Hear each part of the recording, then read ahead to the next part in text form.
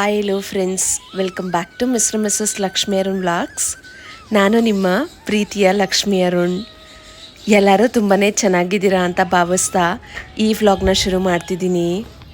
ನನ್ನ fitness journey ಶುರುವಾಗಿ almost 1 weak ಮೇಲೆ ಆಯಿತು. ಸೀರಿಯಸ್ಲಿ ರಿಸಲ್ಟ್ಸ್ ಅಂತೂ ತುಂಬಾ ಚೆನ್ನಾಗಿದೆ.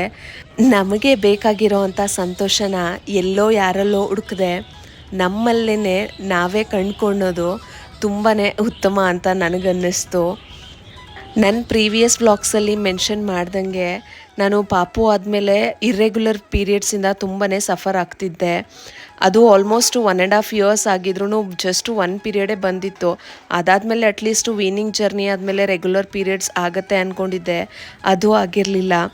ಸೊ ಈಗ ಮತ್ತೆ ನಾನು ವರ್ಕೌಟ್ ಜರ್ನಿ ಶುರು ಮಾಡಿ ಜಸ್ಟು 1 ವೀಕ್ಗೆ ಎಕ್ಸಾಕ್ಟ್ಲಿ ನನಗೆ ಪೀರಿಯಡ್ಸು ರೆಸ್ಯೂಮ್ ಆಗಿದ್ದು ತುಂಬಾ ಸಂತೋಷ ಇದೆ. ನಮ್ಮ ದೇಹದ ಮೇಲೆ ನಾವು ಗಮನ ಕೊಡದೆ ಬರೀ ಕೆಲಸ ಮನೆ ಅದನ್ನೇ ನೋಡ್ಕೊಂಡಿದ್ರೆ ಆರೋಗ್ಯನೂ ಕೈ ಕೊಡೋದು ಗ್ಯಾರಂಟಿ ಅಂತ ಈಗ ಕಂಪ್ಲೀಟ್ಲಿ ಅರ್ಥ ಆಯಿತು ನನಗೆ.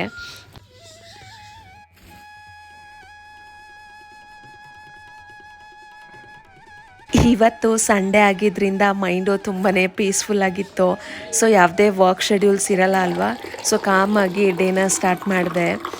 ಇನ್ನು ವರ್ಕೌಟ್ಸ್ ಎಲ್ಲ ಮುಗಿಸ್ಕೊಂಡು ಬಂದಮೇಲೆ ಯೂಶ್ವಲಿ ನಾನು ಯಾವುದಾದ್ರೂ ಒಂದು ಹೆಲ್ತ್ ಡ್ರಿಂಕ್ಸು ಕುಡಿತಾ ಇರ್ತೀನಿ. ಸೊ ಇವತ್ತಿನ ಹೆಲ್ತ್ ಡ್ರಿಂಕಲ್ಲಿ ಬ್ಲೂ ಟೀ ಮಾಡ್ಕೊಂಡಿದ್ದೆ. ಈ ಶಂಖಪುಷ್ಪ ಸಿಗುತ್ತಲ್ವ, ಅದನ್ನು ಒಂದು 3 ತೊಗೊಂಡು 2 ಗ್ಲಾಸ್ ನೀರಲ್ಲಿ ಚೆನ್ನಾಗಿ ಕುದಿಸ್ಬೇಕು. 1 ಏಲಕ್ಕಿ 2 ಲವಂಗ ಸ್ವಲ್ಪ ಚಕ್ಕೆ ತೊಗೊಂಡು ಅದಕ್ಕೆ ಮಿಕ್ಸ್ ಮಾಡಿ, ಸೊ ಅದು ಕೂಡ ಚೆನ್ನಾಗಿ ಕುದಿಬೇಕು. ಸೊ ನೀರು ಚೆನ್ನಾಗಿ ಕುದಿದ್ಮೇಲೆ ಅದನ್ನು ಸೋಸ್ಕೊಂಡು ಸ್ವಲ್ಪ ನಿಂಬೆಹಣ್ಣು ರಸ ಹಾಕ್ಕೊಂಡು ಅದಾದಮೇಲೆ 1 ಚಮಚ ಜೇನುತುಪ್ಪ ಮಿಕ್ಸ್ ಮಾಡ್ಕೊಂಡು ಕುಡಿದ್ರೆ ತುಂಬಾ ಸೂದ್ನಿಂಗ್ ಆಗಿರುತ್ತೆ. ಮತ್ತು ಪೀರಿಯಡ್ಸ್ ಟೈಮಲ್ಲಿ ಇದನ್ನು ಕುಡಿಯೋದ್ರಿಂದ ಮೈಂಡು ಕೂಡ ಕಾಮಾಗಿ ರಿಲ್ಯಾಕ್ಸಿಂಗ್ ಆಗಿ ಅನಿಸುತ್ತೆ.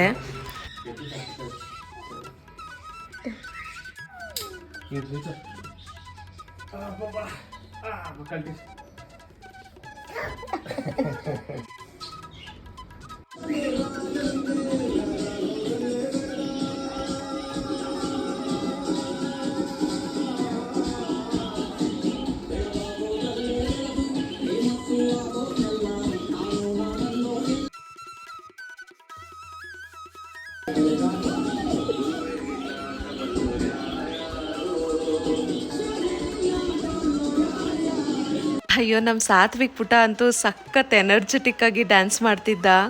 ಸಂಡೇ ಆಗಿದ್ದರಿಂದ ಯಾವುದಾದ್ರೂ ಮೂವಿ ನೋಡೋಣ ಅಂತ ಹೇಳಿ ಝೀ ಕನ್ನಡದಲ್ಲಿ KD ಮೂವಿ ಇದೆಯಲ್ಲ, ಅದು ಆನ್ಲೈನಲ್ಲಿತ್ತು.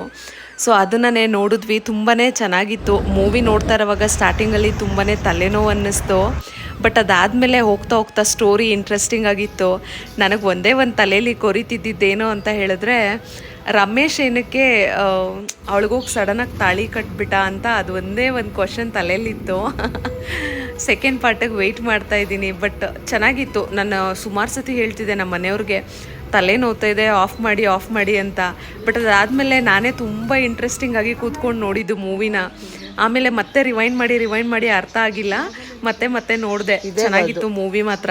ನೀವು ಒಂದ್ಸತಿ ನೋಡಿ. ಬಟ್ ಆದರೆ ಸ್ವಲ್ಪ ತಲೆನೋವು ಬರುತ್ತೆ ಸೌಂಡು ಮತ್ತು ಆ ಫೈಟ್ಸ್ಗೆ.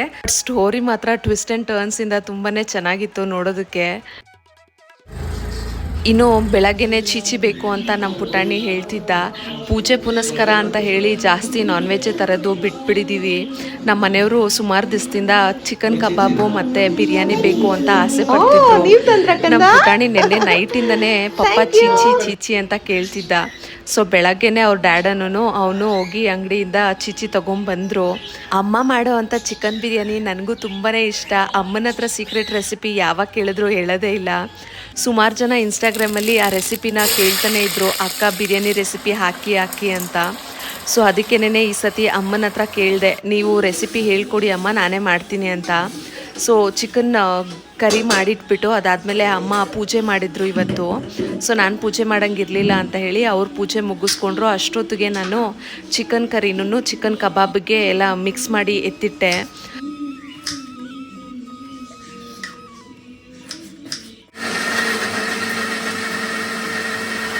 ಇನ್ನು ಲವ್ ಬರ್ಡ್ಸು ತುಂಬಾ ಮರಿ ಮಾಡಿಬಿಟ್ಟಿದ್ವು. ಅದಕ್ಕೇ ಚಿನ್ನು ರೆಗ್ಯುಲರಾಗಿ ಸೆಲ್ ಮಾಡಬೇಕು ಅಂತ ಅಂದ್ಕೊಳ್ತಿದ್ರಲ್ವ.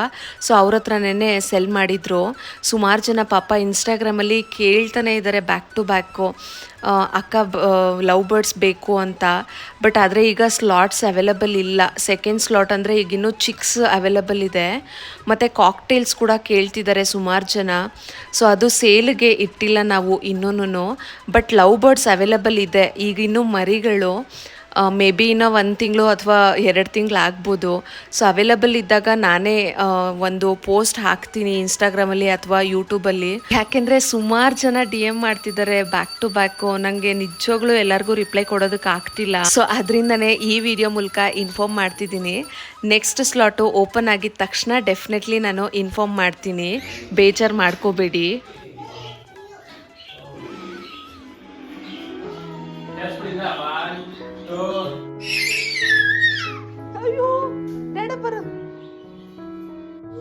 ಇನ್ನು ಅಮ್ಮ ಪೂಜೆ ಮುಗಿಸ್ಕೊಂಡು ಬರೋಷ್ಟೊತ್ತಿಗೆ ನಾನು ಅಕ್ಕಿ ಎಲ್ಲ ನೆನೆ ಹಾಕಿ ಮತ್ತು ಈರುಳ್ಳಿ ಟೊಮೆಟೊ ಎಲ್ಲದನ್ನು ಕಟ್ ಮಾಡಿ ರೆಡಿ ಮಾಡಿ ಇಟ್ಕೊಂಡಿದ್ದೆ. ಸೊ ಈ ಬಿರಿಯಾನಿ ರೆಸಿಪಿ ಹೇಗೆ ಮಾಡೋದು ಅಂತ ನೋಡೋಣ ಬನ್ನಿ. ಮೊದಲಿಗೆ ನಾವು 2 ಗ್ಲಾಸ್ ಅಕ್ಕಿನ, ಅದು ಕೇಸರ್ ಕಲಿ ಅಕ್ಕಿ ತೊಗೊಂಡಿದ್ದೀನಿ ನಾನು. ನಿಮಗೆ ಬೇಕಾದರೆ ಸೋನಾ ಮಸೂರಿ ಯಾವುದಾದ್ರೂ ಬಿರಿಯಾನಿ ಮಾಡೋದಕ್ಕೆ ಅಂಗಡೀಲಿ ಕೇಳಿದ್ರೆ ಸಿಗುತ್ತೆ. ಸೊ ಅದನ್ನು 2 ಗ್ಲಾಸ್ ತೊಗೊಂಡು ಅದಕ್ಕೆ 3 ಗ್ಲಾಸು ನೀರು ಹಾಕಿ ನೆನೆಸಿಟ್ಕೊಂಡಿದ್ದೀನಿ. ಒಂದು ಪಾತ್ರೆನ ಗ್ಯಾಸ್ ಮೇಲೆ ಇಟ್ಟು ಬಿಸಿ ಆದಮೇಲೆ ಸೊ ಅದಕ್ಕೆ ಎಣ್ಣೆ 70 ml ಹಾಕ್ಕೊಳ್ಬೇಕು. ಎಣ್ಣೆ ಕಾದು ಬಂದಮೇಲೆ ಒಂದು ಅರ್ಧ ಸ್ಪೂನು ಸೋಂಪು, 2 ಏಲಕ್ಕಿ, ಸ್ವಲ್ಪ ಚಕ್ಕೆ, ಆಮೇಲೆ 6 ರಿಂದ 7 ಲವಂಗ, 2 ಅನಾನಸ್ ಹೂವು, ಸ್ವಲ್ಪ ಕಲ್ಲು ಹೂವು, 2 ಮರಾಠಿ ಮೊಗ್ಗು, ಆಮೇಲೆ 2 ಬಿರಿಯಾನಿ ಎಲೆ. ಇಷ್ಟನ್ನು ಒಂದೇ ಸತಿ ಎಣ್ಣೆಯಲ್ಲಿ ಹಾಕ್ಕೊಂಡು ಬಾಡಿಸ್ಕೊಳ್ಬೇಕು. ಎಣ್ಣೆ ಬಿಸಿ ಆದಮೇಲೆ ಇದನ್ನು ಒಟ್ಟಿಗೆ ಹಾಕಿ ಬಾಡಿಸ್ಕೊಳ್ಳೋದ್ರಿಂದ ಒಳ್ಳೆ ಘಮ ಬರುತ್ತೆ. ಅದಾದಮೇಲೆ ಇಮಿಡಿಯೇಟಾಗಿ ನಾನು 3 ಈರುಳ್ಳಿ ತೊಗೊಂಡಿದ್ದೀನಿ, ಮೀಡಿಯಮ್ ಸೈಜು, ಉದ್ದುದ್ದ ಸ್ಲೈಸ್ ಮಾಡ್ಕೊಂಡಿರೋ ಅಂಥದ್ದು. ಸೊ ಇದನ್ನು ಚೆನ್ನಾಗಿ ಬಾಡಿಸ್ಕೊಳ್ಬೇಕು. ಅದು ಗೋಲ್ಡನ್ ಬ್ರೌನ್ ಬರೋವರೆಗೂ ಚೆನ್ನಾಗಿ ಬಾಡಿಸ್ಕೊಳ್ಬೇಕು. So in the mean time ನಾನು ಫ್ರೆಶ್ ಆಗಿರೋ ಅಂಥ ಶುಂಠಿ ಬೆಳ್ಳುಳ್ಳಿ ಪೇಸ್ಟನ್ನ ರೆಡಿ ಮಾಡ್ಕೊಳ್ತಾ ಇದ್ದೀನಿ. ಮಿಕ್ಸಿಗೆ ಶುಂಠಿ ಬೆಳ್ಳುಳ್ಳಿ ಜೊತೆ ಇನ್ನೂ ಏನೇನು ಹಾಕ್ಕೊಳ್ಳೋದು ನೋಡೋಣ ಬನ್ನಿ.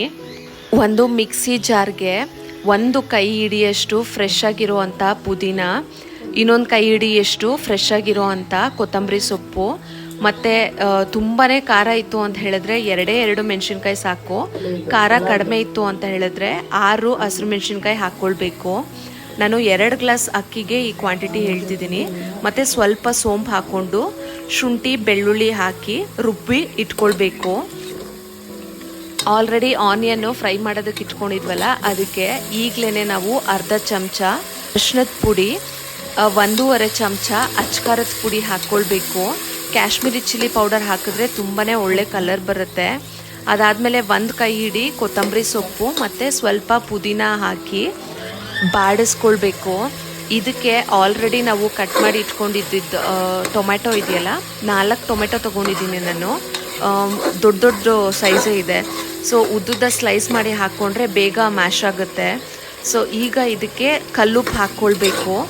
ಕಲ್ಲುಪ್ಪು ಹಾಕಿದ್ಮೇಲೆ ಟೊಮೆಟೊ ಚೆನ್ನಾಗಿ ಬಾಯ್ಲಾಗಿ ಬರಬೇಕು, ಎಣ್ಣೆ ಎಲ್ಲ ಮೇಲೆ ತೇಲ್ಬೇಕು. ಅಲ್ಲಿವರೆಗೂ ಅದನ್ನು ಹಾಗೆ ಬಿಟ್ಬಿಡಬೇಕು.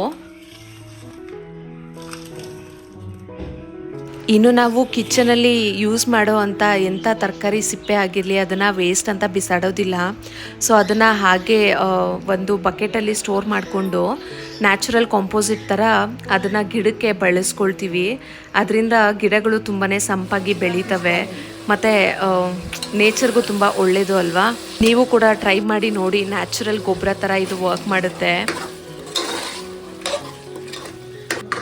ಟೊಮೆಟೊ ಚೆನ್ನಾಗಿ ಬೆಂದು ಬಂದಮೇಲೆ ಎಣ್ಣೆ ತೇಲಾಡುವಾಗ ಸೊ ವಾಶ್ ಮಾಡಿ ಇಟ್ಕೊಂಡಿರೋ ಅಂಥ ಚಿಕನ್ ಹಾಕ್ಕೊಂಡಿದ್ದೀನಿ. ಅದಾದಮೇಲೆ ಇದಕ್ಕೆ ಸ್ವಲ್ಪ ಮೊಸರು ಹಾಕ್ಕೊಳ್ಬೇಕು, ಗಟ್ಟಿ ಮೊಸರು, ಮತ್ತು ರುಬ್ಬಿರೋ ಅಂಥ ಮಸಾಲೆ ಇದನ್ನೆಲ್ಲ ಹಾಕಿ ಚೆನ್ನಾಗಿ ಎಣ್ಣೆ ಬಿಟ್ಕೊಳ್ಳೋವರೆಗೂ ಫ್ರೈ ಮಾಡ್ಕೊಳ್ಬೇಕು. ನಾನು ವೀಡಿಯೋ ಮಾಡೋದು ಮರ್ತೋಗ್ಬಿಟ್ಟಿದ್ದೀನಿ, ಹೊರಗಡೆ ಹೋಗಿ ಬಂದಲ್ವಾ. ಸೊ ಆ ಕ್ಲಿಪ್ಪು ಮಿಸ್ ಆಗಿದೆ, ಸಾರಿ. ಸೊ ಅದಾದಮೇಲೆ ಎಣ್ಣೆ ಎಲ್ಲ ತೇಲ್ ಬಂದಮೇಲೆ ನಾವು ಆಲ್ರೆಡಿ ನೆನೆಸಿ ಇಟ್ಟಿರೋ ಅಂಥ ಅಕ್ಕಿನ ಇದರೊಳಗಡೆ ಹಾಕ್ಕೊಳ್ಬೇಕು. ನಾನು 2 ಗ್ಲಾಸ್ ಅಕ್ಕಿಗೆ 3 ಗ್ಲಾಸು ನೀರು ಹಾಕ್ಕೊಂಡಿದ್ದೀನಿ. ಅದಾದಮೇಲೆ ಸ್ವಲ್ಪ ಲಿಡ್ ಮುಚ್ಚೋದಕ್ಕೆ ಮೊದಲು ಒಂದು 1/4 ಗ್ಲಾಸ್ ಎಕ್ಸ್ಟ್ರಾ ಹಾಕ್ಕೊಂಡಿದ್ದೀನಿ. ನಿಮಗೆ ಅವಶ್ಯಕತೆ ಬಿತ್ತು ಅಂದರೆ ಸ್ವಲ್ಪ ಎಕ್ಸ್ಟ್ರಾ ಬೇಕು ಅಂದರೆ ಹಾಕ್ಕೊಳ್ಳಿ. ಸೊ ಇದಾದಮೇಲೆ ಒಂದೇ ಒಂದು ವಿಸಿಲು ಕೂಗಿಸ್ಕೊಂಡ್ರೆ ಬಿರಿಯಾನಿ ರೆಡಿ ಆಗಿಬಿಡುತ್ತೆ. ಸೀರಿಯಸ್ಲಿ ಅಡುಗೆ ಮಾಡ್ತಿರೋವಾಗಲೇ ಮನೇಲೆಲ್ಲ ಎಷ್ಟು ಒಳ್ಳೆ ಪರಿಮಳ ಬರ್ತಿತ್ತು ಅಂತ ಹೇಳಿದ್ರೆ ನಮ್ಮ ಮನೆಯವರು ಹಶ್ವಾಗ್ತಾಯಿದೆ ಕಣೆ, ಈ ಕಡೆ ಕಬಾಬ್ ಘಮ, ಈ ಕಡೆ ಬಿರಿಯಾನಿ ಘಮ, ಬೇಗ ಬೇಗ ತಗೋಬಾರೆ ಅಂತ ಹೇಳ್ತಿದ್ರು.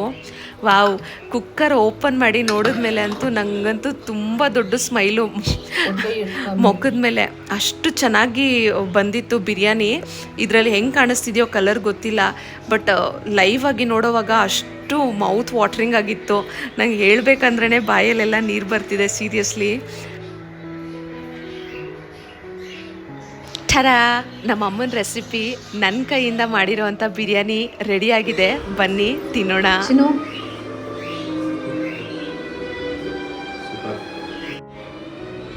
ಬೇಬಿ ಎಬ್ಬಿಗ್ದು ಹೆಂಗಿದೆ ಚಿನ್ನ? ನಮ್ಮ ಪುಟಾಣಿ ದೊಡ್ಡವನಾಗ್ಬಿಟ್ಟಿದ್ದಾನೆ. ಈಗ ಯಾವುದೇ ಕ್ವಶನ್ಸ್ ಕೇಳಿದ್ರು ಕಣ್ಣಲ್ಲೇ ಉತ್ತರ. ಅವನಿಗೆ ಒಂದು ಸ್ವಲ್ಪ ಸಂಕೋಚನೂ ಬಂದ್ಬಿಟ್ಟಿದೆ ಅವನಿಗೆ. ಅವ್ರ ಪಪ್ಪ ಅಂತೂ ಊಟ ತಿಂದ್ಬಿಟ್ಟು ಫಿದಾ ಆಗೋಗ್ಬಿಟ್ರು. ತುಂಬಾ ಚೆನ್ನಾಗಿದೆ ಅಂತ ಹೇಳಿದ್ರು ಊಟನ. ನಾವು ಕೂಡ ತೃಪ್ತಿಯಾಗಿ ಊಟ ಮಾಡಿ ಸ್ವಲ್ಪ ಆರಾಮ್ ಮಾಡ್ಕೊಂಡ್ವಿ. ಇನ್ನು ಮಧ್ಯಾಹ್ನದ ಮೇಲೆ ನನ್ನ ಜೀವದ ಗೆಳತಿ ಶಿಲ್ಪ ಇದ್ದಾಳಲ್ವ, ಸೊ ಅವಳದು ಸೀಮಂತ ಇತ್ತು. ಸೊ ಈ ದಿನಕ್ಕೋಸ್ಕರ ತುಂಬಾ ಕಾಯ್ತಿದ್ದೆ ಕಾತುರವಾಗಿ. ನಾನು ರೆಡಿಯಾಗಿ ಹೊರಟ್ವಿ. ಮಗುನ ನಮ್ಮನೆಯವ್ರು ರೆಡಿ ಮಾಡಿದ್ರೆ ನನ್ನನ್ನು ನಾನು ರೆಡಿ ಮಾಡಿಕೊಂಡೆ. ಫಸ್ಟೆಲ್ಲ ಪುಟಾಣಿನೂ ರೆಡಿ ಮಾಡಿ ನಾನು ರೆಡಿ ಆಗಬೇಕಂದ್ರೆ ಸ್ವಲ್ಪ ಕಷ್ಟ ಆಗ್ತಿತ್ತು. ಈಗ ಅವನು ಯಾವಾಗಲೂ ಡ್ಯಾಡಾ ಅಂತ ಹಿಂದೆನೇ ತಿರುಗ್ತಿದ್ದಾನಲ್ವಾ, ಸೊ ಆ ಕೆಲಸನ ಅವ್ರ ಡ್ಯಾಡಿಗೆ ಒಪ್ಪಿಸ್ಬಿಟ್ಟು ನಾನು ಆರಾಮಾಗಿ ರೆಡಿ ಆದೆ. ಅದೇನೋ ಗೊತ್ತಿಲ್ಲ, ಅವಳ ಸೀಮಂತಕ್ಕೆ ನನ್ನ ಸೀಮಂತದ ಸೀರೆ ಉಟ್ಕೋಬೇಕು ಅಂತ ತುಂಬಾ ಆಸೆ ಇತ್ತು. ಸೊ ಅದಕ್ಕೇ ನಾನು ಇವತ್ತು ನನ್ನ ಸೀಮಂತದ ಸೀರೆ ಉಟ್ಕೊಂಡಿದ್ದೆ. ನನಗೆ ನಾನು ಪ್ರೆಗ್ನೆಂಟ್ ಆದಾಗ ಒಂದು ಆಸೆ ಇತ್ತು. ಅದೇನು ಅಂತ ಹೇಳಿದ್ರೆ ಅವಳು ಪ್ರೆಗ್ನೆಂಟ್ ಆಗಬೇಕು, ನಾವಿಬ್ಬರು ಜೊತೆಯಲ್ಲೇ ಡೆಲಿವರಿ ಆಗಬೇಕು ಅಂತ, ಫೋಟೋಶೂಟೆಲ್ಲ ಮಾಡಿಸ್ಕೋಬೇಕು ಅಂತ. ಬಟ್ ಅದೆಲ್ಲ ದೇವರ ಆಶೀರ್ವಾದ ಅಲ್ವಾ, ಯಾರ್ಯಾರಿಗೆ ಯಾವಾಗವಾಗ ಏನೇನು ಸಿಗಬೇಕೋ ಅದೇ ಸಿಗುತ್ತೆ. ಸೊ ಅವಳಿಗೆ ಪ್ರೀವಿಯಸ್ ವೀಕು ಹೋಗಿ ಅವಳಿಗೋಸ್ಕರ ಗಿಫ್ಟ್ ಮಾಡೋದಕ್ಕಂತ ಸ್ಯಾರಿ ತೊಗೊಂಬಂದಿದ್ದೆ. ಸುಮಾರು ಜನ ಕಮೆಂಟ್ ಮಾಡಿದರು, ಇದೆರಡರಲ್ಲಿ ಯಾವ ಸೀರೆ ತೊಗೊಂಡೆ ಗೆಸ್ ಮಾಡಿ ಅಂತ. ಬ್ಲೂ ಅಂತ ಕಮೆಂಟ್ ಮಾಡಿದರು, ಬಟ್ ಆ್ಯಕ್ಚುಲಿ ನಾನು ತೊಗೊಂಡಿದ್ದು ಆರೆಂಜು. ಈಗ ಆರೆಂಜ್ ವಿತ್ ಕಾಫಿ ಬ್ಲೌಸು ತುಂಬಾ ಟ್ರೆಂಡಿಂಗಲ್ಲಿದೆ ಅಲ್ವಾ, ಸೊ ಅದಕ್ಕೆ ಅವಳಿಗೆ ತುಂಬ ಚೆನ್ನಾಗಿ ಒಪ್ಪುತ್ತೆ ಅಂತ ಹೇಳಿ ತೊಗೊಂಡೆ. ನನಗೂ ತುಂಬ ಇಷ್ಟ ಆಗೋಯ್ತು ಆ ಸ್ಯಾರಿ. ಇನ್ನು ಹಣ್ಣು, ಬಳೆ, ಎಲೆ, ಅಡಿಕೆ ಎಲ್ಲನೂ ಆನ್ ದ ವೇನೆ ಬರ್ತಾ ಶಾಪ್ ಮಾಡಿಕೊಂಡು ಆ ಪೀಸ್ಫುಲ್ ನೇಚರ್ ಸೀನ್ರಿನ ಎಂಜಾಯ್ ಮಾಡಿಕೊಂಡು ಬಂದು ಫೈನಲಿ ತಲುಪಿಬಿಟ್ವಿ.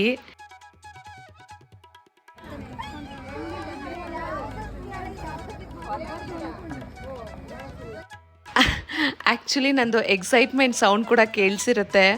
ಅವಳನ್ನ ಆ ಬೇಬಿ ಬಂಪಲ್ಲಿ ಆ ಅಟೈರಲ್ಲಿ ನೋಡೋದಕ್ಕೆ ತುಂಬಾ ಖುಷಿ ಆಯಿತು ನನಗೆ.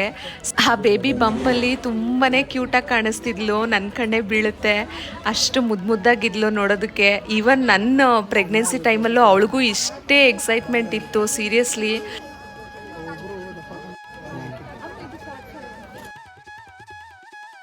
ಅದೇನೋ ಗೊತ್ತಿಲ್ಲ, ನನಗೆ ಯಾವಾಗಲೂ ಫೀಲ್ ಆಗೋದು ಒಂದೇ, ನಾವಿಬ್ಬರು ತುಂಬಾ ಬ್ಲೆಸ್ಡ್ ಒಬ್ರನ್ನ ಪಡೆಯೋದಕ್ಕೆ. ಈ ರೀತಿಯಾಗಿರೋ ಅಂಥ ಗೆಳ್ತನ ಸಿಗೋದು ಅದೃಷ್ಟನೇ ಸರಿ. ನಮ್ಮ ಸ್ನೇಹದ ಮೇಲೆ ಯಾರದೇ ಕೆಟ್ಕಣ್ಣು ಬೀಳದೇ ಇರಲಪ್ಪ ಅಂತಲೇ ನಾನು ಯಾವಾಗಲೂ ಬಯಸೋದು. ಅದೇನೋ ಗೊತ್ತಿಲ್ಲ, ಅಲ್ಲಿಗೋಗಿ ಅವಳನ್ನ ನೋಡಿದ ತಕ್ಷಣ ನನ್ನ ಕಣ್ಣು ತುಂಬಿ ಬಂದ್ಬಿಡ್ತು. ಸೌತ್ ಇಂಡಿಯನ್ ಟ್ರೆಡಿಷ್ನಲ್ ಸೀಮಂತ ಇದೆಯಲ್ಲ, ಅದ್ರ ಸ್ಪೆಷಾಲಿಟಿನೇ ಬೇರೆ. ಹೆಣ್ಮಕ್ಳಿಗೆ ಅದೇನೋ ಒಂಥರ ಕಳೆ ಬಂದ್ಬಿಡುತ್ತೆ. ಎಸ್ಪೆಷಲಿ ಆ ಬೇಬಿ ಬಂಪಲ್ಲಿ, ಸ್ಯಾರಿಯಲ್ಲಿ ಆ ಲುಕ್ ಇರುತ್ತಲ್ವ, ದೇವತೆ ಥರನೇ ಕಾಣ್ತಾ ಇರ್ತಾರೆ ಹೆಣ್ಮಕ್ಳು. ಅವಳು ಕೂಡ ತುಂಬಾ ಮುದ್ದಾಗಿ ಕಾಣಿಸ್ತಿದ್ಲು ಸೀರಿಯಸ್ಲಿ. ದೃಷ್ಟಿ ತೆಗ್ದಾಕು ಅಂತ 4-5 ಸತಿ ಹೇಳ್ಬಂದೆ. ಇನ್ನು ನನ್ನ ಸೀಮಂತದ ಸೀರೆಯಲ್ಲಿ ಅವಳ ಸೀಮಂತನ ನೋಡೋದು ತುಂಬಾ ಕ್ಯೂಟ್ ಅಂತ ಅನ್ನಿಸ್ತು. ಎಲ್ಲ ಪಿಕ್ಚರ್ಸು ಅಷ್ಟು ಚೆನ್ನಾಗಿ ಔಟ್ಸ್ಟ್ಯಾಂಡಿಂಗಾಗಿ ಬಂದಿದೆ. ನನಗಂತೂ ತುಂಬ ಅಂದರೆ ತುಂಬಾ ಖುಷಿ ಆಯಿತು. ಅವಳಿಗೆ ತುಂಬಾ ಆಸೆ ಇತ್ತು ಈ ರೀತಿಯಾಗಿ ಸೀಮಂತ ಮಾಡ್ಕೋಬೇಕು ಅಂತ. ಅವಳ ಆಸೆನ ನೆರವೇರಿಸಿದ್ರಲ್ವ ಗೌತಮಣ್ಣ, ಅದಕ್ಕೆ ಅವ್ರಿಗೂ ಕೂಡ ಥ್ಯಾಂಕ್ಸ್ ಹೇಳಿ ಬಂದೆ. ಅವಳು ನಿಜವಾಗ್ಲೂ ಲಕ್ಕಿ ಅಣ್ಣನ ಪಡೆಯೋದಕ್ಕೆ. ತುಂಬಾ ಎಫರ್ಟ್ಸ್ ಹಾಕಿ ಅವಳಿಗಿಷ್ಟ ಆಗೋ ರೀತಿ ತುಂಬಾ ಚೆನ್ನಾಗಿ ಸೀಮಂತ ಮಾಡಿದರು. ಅಂದರೆ ಒಂದು ವ್ಯಕ್ತಿ ಪ್ರೀತಿ ಯಾವಾಗ ಅರ್ಥ ಆಗುತ್ತೆ ಅಂತ ಹೇಳಿದ್ರೆ, ನಾವು ಮನಸ್ಸಲ್ಲಿ ಅಂದ್ಕೊಂಡಿದ್ದನ್ನು ಪ್ರಾಕ್ಟಿಕಲಾಗಿ ಕಣ್ಮುಂದೆ ಮಾಡಿ ತೋರಿಸ್ದಾಗ ಎಷ್ಟು ಸಂತೋಷ ಆಗುತ್ತೆ ಅಲ್ವಾ. ಅಂದರೆ ನನ್ನ ಗೆಳ್ತಿನ ಅಣ್ಣ ತುಂಬ ಚೆನ್ನಾಗಿ ನೋಡ್ಕೊಳ್ತಿದ್ದಾರೆ ಅಂತ ಹೇಳಿ ನನಗೆ ಸಖತ್ ಖುಷಿ ಆಯಿತು. ಅಲ್ಲಿ ಆ ಡೆಕೋರೇಷನಲ್ಲಿ ಔಟ್ಸ್ಟ್ಯಾಂಡಿಂಗಾಗಿ ಇದ್ದಿದ್ದು ಏನು ಅಂತ ಹೇಳಿದ್ರೆ, ಆ ಪುಟಾಣಿ ರಾಘವೇಂದ್ರ ಸ್ವಾಮಿ ಅಷ್ಟು ಕ್ಯೂಟಾಗಿತ್ತು. ಸೀರಿಯಸ್ಲಿ ಮೇ ಬಿ ಬಂದವರೆಲ್ಲರೂ ಅದೇ ಥರ ಬ್ಲೆಸ್ ಮಾಡಿರ್ತಾರೇನೋ, ಅವಳ ಹೊಟ್ಟೆಲಿ ರಾಘವೇಂದ್ರ ಸ್ವಾಮಿನೇ ಹುಟ್ಟು ಬರಲಿ ಅಂತ ನಾನು ಕೂಡ ಹಾಗೆ ಅಂದ್ಕೊಂಡೆ. ಆ್ಯಕ್ಚುಲಿ ಅವಳಿಗೆ ಹೆಣ್ಮಗು ಆಗೋದಕ್ಕೇ ಇಷ್ಟ, ಅಣ್ಣಂಗೂ ಅಷ್ಟೇ ಅವಳಿಗೂ ಅಷ್ಟೇನೆ. ಬಟ್ ಆದರೆ ಆ ಕ್ಯೂಟಾಗಿರೋ ರಾಘವೇಂದ್ರ ಸ್ವಾಮಿನ ನೋಡಿದ್ಮೇಲೆ ನನಗಂಗೆ ಅನ್ನಿಸ್ತು. ಅವಳಿಗೆ ಅದನ್ನೇ ವಿಶ್ ಮಾಡಿ ಕೂಡ ಬಂದೆ.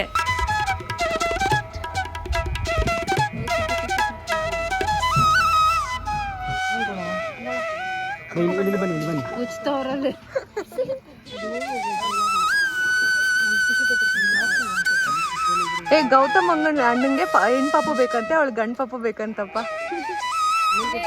ಇನ್ನೊಂದು ಹೈಲೈಟ್ ಏನು ಅಂತ ಹೇಳಿದ್ರೆ, ಬಂದಿದ್ದ ಜನ ಯಾವ ಮಗು ಆಗುತ್ತೆ ಅಂತ ಓಟ್ ಹಾಕೋದಕ್ಕೆ ವಿಶ್ ಟ್ರೀ ಕೂಡ ಇಟ್ಟಿದ್ರು. ಸುಮಾರು ಜನ ಬ್ಲೂ ಓಟ್ ಮಾಡಿದ್ರು, ಇನ್ನೊಂದು ಸ್ವಲ್ಪ ಜನ ಪಿಂಕ್ ಓಟ್ ಮಾಡಿದ್ರು.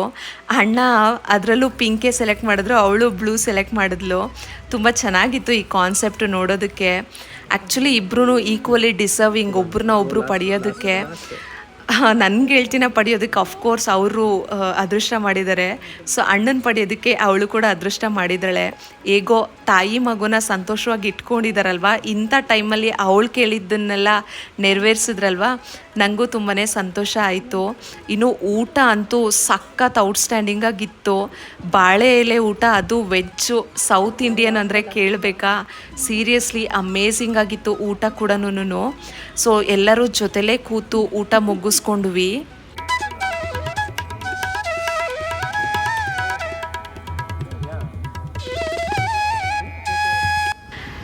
ನಾವಿಬ್ಬರು ಒಟ್ಟಿಗೆ ತುಂಬ ಫೋಟೋಗಳನ್ನ ತಗೊಂಡ್ವಿ. ಹಳೆ ನೆನಪುಗಳನ್ನೆಲ್ಲ ಮನಸ್ಸಲ್ಲೇ ಮೆಲ್ಕಾಕ್ತಿದ್ದೆ ನಾನು. ಅವಳು ಈ ಜೀವನದ ದೊಡ್ಡ ಸಂಭ್ರಮದಲ್ಲಿ ನಾನು ಭಾಗಿಯಾಗಿದ್ದು ನನಗೆ ಸಿಕ್ಕಿರೋ ಅಂಥ ಒಂದು ದೊಡ್ಡ ಖುಷಿ ಅಂತಲೇ ಅನ್ನಿಸ್ತು ನನಗೆ. ಆಮೇಲೆ ಎಲ್ಲರೂ ಒಟ್ಟಿಗೆ ಊಟ ಕೂತು ಸೀಮಂತದ ಭರ್ಜರಿ ಊಟ ಮಾಡಿದ್ಮೇಲೆ ಅವಳ ಜೊತೆ ಕಳೆದಿರೋ ಅಂಥ ಕೆಲವು ಗಂಟೆಗಳು ತುಂಬಾ ಸ್ಪೆಷಲಾಗಿ ಫೀಲ್ ಆಯಿತು ನನಗೆ. ನಮ್ಮ ಪುಟಾಣಿ ಜೊತೆನೂ ಸ್ವಲ್ಪ ಫೋಟೋಸ್ನ ಕ್ಲಿಕ್ ಮಾಡಿಸ್ಕೊಂಡು ಅದಾದಮೇಲೆ ಫಂಕ್ಷನ್ ಮುಗಿಸ್ಕೊಂಡು ಹೊರಡೋವಾಗ ಅವಳನ್ನ ಮಾತಾಡ್ಸೋಕ್ಕೆ ಹೋದಾಗ ಅದೇನೋ ಒಂಥರ ಭಾವುಕ ಆಗೋಗ್ಬಿಟ್ಟೆ ನಾನು. ಅವಳು ಸೇಫಾಗಿ ಮಗು ಜೊತೇಲಿ ಅವಳು ಆರೋಗ್ಯವಾಗಿ ಮಗುನೂ ಆರೋಗ್ಯವಾಗಿ ಬಂದರೆ ಸಾಕಪ್ಪ ಅಂತ ಏನೋ ಒಂಥರ ಎಮೋಷ್ನಲ್ ಆಗೋಯ್ತು. ನನ್ನ ಕಣ್ಣು ತುಂಬೋಯ್ತು, ಅವಳ ಕಣ್ಣು ತುಂಬೋಯ್ತು. ಸಮಯ ಹೆಂಗೆ ಹೋಯ್ತು ಅಂತಲೇ ಗೊತ್ತಾಗಲಿಲ್ಲ. ಫಂಕ್ಷನ್ ಮುಗಿಸ್ಕೊಂಡು ಬರೋವಾಗ ಮನಸ್ಸೆಲ್ಲ ಒಂಥರ ಇತ್ತು. ನಮ್ಮ ಜೊತೆನೇ ಬೆಳೆದಂಥ ಬೆಸ್ಟ್ ಫ್ರೆಂಡ್ ಈಗ ತಾಯಿ ಆಗ್ತಿದ್ದಾಳೆ ಅಲ್ವಾ ಅಂತ ಅಂದ್ಕೊಂಡು ಮನಸ್ಸು ಒಂಥರ ಹ್ಯಾಪಿ ಫೀಲ್ ಕೊಡ್ತಿತ್ತು. ಬಟ್ ಆದರೆ ಕಣ್ಣಲ್ಲೆಲ್ಲ ನೀರು. ಅವಳಿಗೆ ಬಾಯಿ ಹೇಳಿ ಮನೆಗೆ ವಾಪಸ್ ಆದ್ವಿ.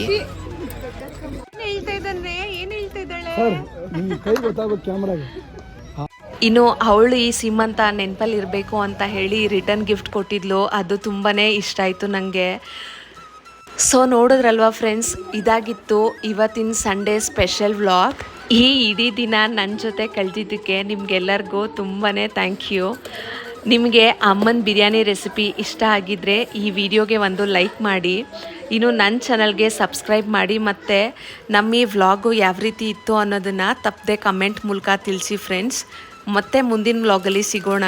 ಅಲ್ಲಿವರೆಗೂ ಹ್ಯಾಪಿಯಾಗಿರಿ, ಹೆಲ್ದಿಯಾಗಿರಿ. ನೀವೇನಾದರೂ ಈ ವ್ಲಾಗ್ನ ಇಲ್ಲಿವರೆಗೂ ನೋಡಿದರೆ thank you so much for your precious time and kind support friends. Thank you for watching. Will catch you in next vlog.